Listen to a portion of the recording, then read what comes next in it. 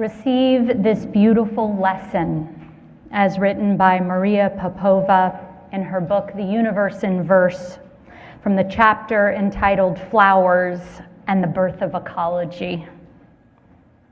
200 million years ago, long before we walked the earth, it was a world of cold-blooded creatures and dull color, a kind of terrestrial sea of brown and green. There were plants, but their reproduction was a tenuous game of chance. They released their pollen into the wind, into the water, against the staggering improbability that it would reach another member of their species. No algorithm, no swipe, just chance. But then, in the Cretaceous period, flowers appeared and carpeted the world with astonishing rapidity, because in some poetic sense, they invented love. For you see, once there were flowers, there was fruit. Once there was fruit, plants could enlist the help of animals in a kind of trade, sweetness for a lift to a mate. Animals savored the sugars in fruit, converted them into energy and proteins, and a new world of warm-blooded mammals came alive. Wow. Without flowers, there would be no us. No poetry, no science, no music. Darwin could not comprehend how flowers could emerge so suddenly and take over so completely. He called it an abominable mystery. But out of that mystery, a new world was born, governed by interdependence.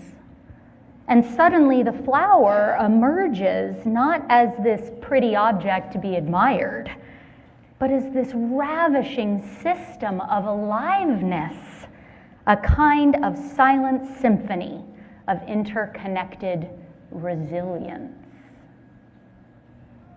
Thank you, Maria Popova.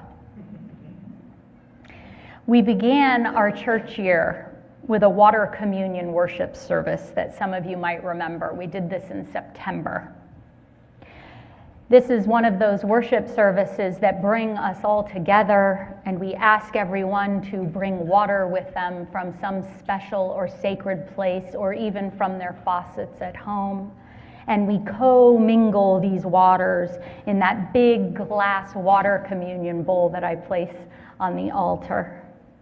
And then at the end of that communion, you might remember I put my hand in it and I stir it up and I fling it around the sanctuary, and some of you get a good little spray.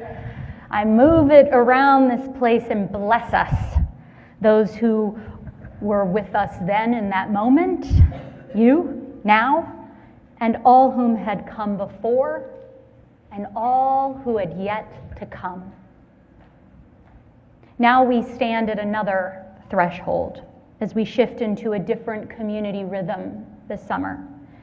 And we look to this flower communion to help us reflect upon, remember, and carry forward the sanctuary that we have created and protected this year. All the interconnected blessings that have kept us going, flourishing, amid this terrible, terrible time in our country and world. We might look to this altar of flowers as a portrait of who we are, who we really are, as sentient beings, and as who we hope and aspire to be. We might see each of these flowers as Cretaceous old messengers reminding us about this ravishing system of aliveness, that silent symphony of interconnected resilience with which we are all a part. Truly, truly, we are a bouquet of people. Our religion, our Unitarian-Universalist faith, places a lot of value on the flower communion ritual, because we understand that remembering and feeling and being renewed in this ravishing, interconnected, interdependent system of aliveness that we're all caught up in, it transforms and saves lives. Often I say to you that rituals like these, church even, is here to wake us up, lest we sleepwalk through our days and lives. I know, my good friends, how easy it is to press that autopilot button.